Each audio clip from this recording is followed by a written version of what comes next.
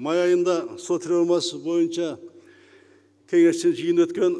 Ошондо биз сот системасынын өркүндөтүү боюнча программаны караганбыз 2019-2020 жылга.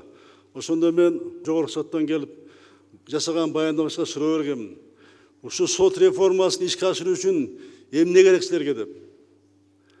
Ошондо айткан саясий эрк жана акча каражат керек деп айткан.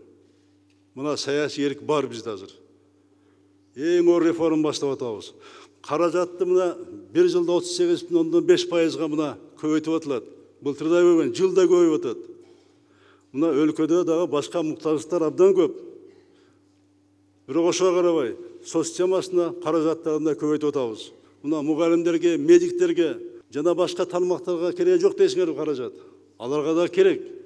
Бирок бул сот системасын жолго коймоюнча биз экономиканы көтөрүп, инвесторлорду, ички дагы, сырткы дагы инвесторлорду алып келип каражатты салдыра албайбыз. Жумуш орундарын түзө албайбыз. Салыкты көбөйтө албайбыз. Инвесторлор качан келет? Качан Кыргыз мамлекетинин үч бийлик бутагына ишенич пайда болгондо, анан кийин инвесторлор келе баштайт. Бул бири-бирине абдан тыгыз байланыш иш. Биз мугалимдердин, врачтардын, башка соц тармакта иштеп аткан, бюджетте отурган мамлекеттик кызматкерлердин айлығын көтөрүш үчүн биринчи инвестор табыш керек.